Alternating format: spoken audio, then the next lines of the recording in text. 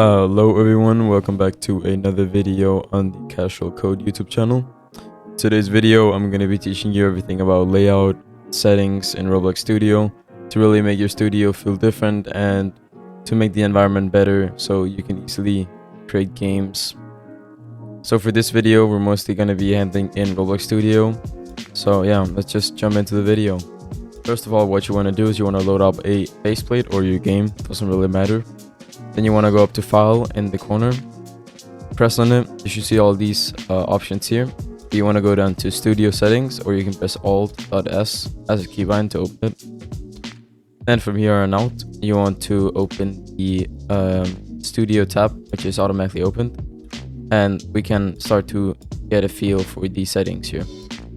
So first of all, what you should have the render throttle percentage on is actually your own opinion. I just have it on 75.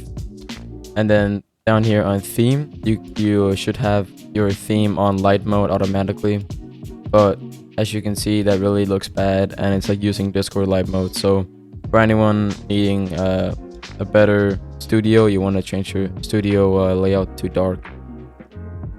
Alright, so down here we have my personal opinion. So we have selection box thickness.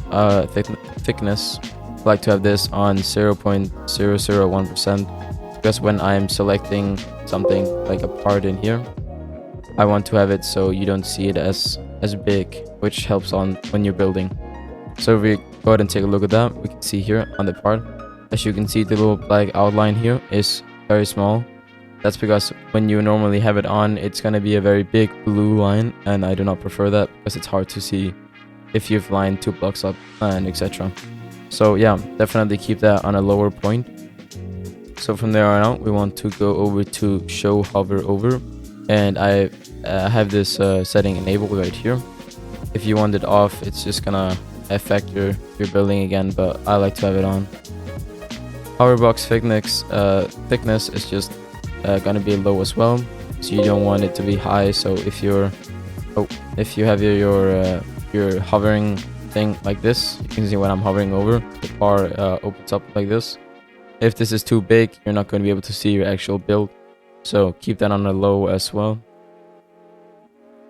And then from down here, we see that we have our hover animator speed. I have this on medium. I believe this is the automatic setting. You can put it on whatever, but I prefer to have it on medium. And then we come down to the colors. So I have all mine on black. This is really personal. If you like, for example, red or something, you can use that. I prefer black because I like it. I like it simplistic with the new studio updates as well. So yeah, mine is all on black. You can see a little black outline right here. So yeah, that's really personal. If you want to change it, you just press on the black here and you choose the color you want. If you want black, you can just type 0,0,0,0. It's gonna be all black. Alright, and I think that is most of the settings from the studio. So now let's go into the script editor. And from here, my font, the one I'm using, is called Fire Mono, and I'm using 15 size and medium style. So I'm going to show you real quick what this looks like in a script editor. So if we go ahead and open up our server script service right here, open up script, then we can see that the print is yellow, text in here is orange, and there's some different colors for each. You see function is purple, weight is yellow, etc. So it really adds this nice color change to it, and you can really have it to whatever you want, but I prefer to have these colors. And the way you change it is, again, you go into studio settings, script editor, double click on font, and then you just scroll down. Anything you like here you can choose. You can also choose some cartoon ones. Those looks pretty cool as well, but I prefer the Fire Mono one for my simplistic style. Then you have all these settings right here, but I'd recommend not mixing them unless you know what you're doing, because honestly, I have no idea what these does anyways, so just keep these on. You can read about them if you want, but they don't really change much. Then here you have all your colors for your different stuff, so you can pause the video, you can check all these colors.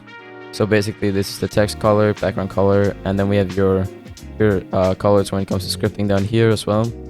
Your nil, bool, function, local, etc. You have all these different colors right here. So yeah, go ahead and choose any of these you like, and yeah, you can just modify them, make them look however you want. But one thing I do recommend is not having the same color for two things, or for multiple than two things. If it's two different things you want to be easily to look at, do not have it the same color. So yeah, that's about it for the script editor as well. Now if you go down to rendering, you should have these settings on right here. This helps rendering the game, and it's really good for performance as well. If you go up to studio again, you can see the camera speed, camera pan speed, etc. These things you can actually do whatever you want with them. I have my camera speed on 2 because I like to be a bit faster when I'm in game, so I can easily move around stuff, so you don't have to scroll slowly past buildings, etc.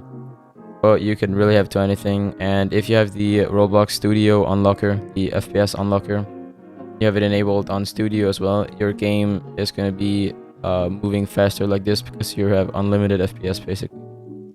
So yeah, that's how that works.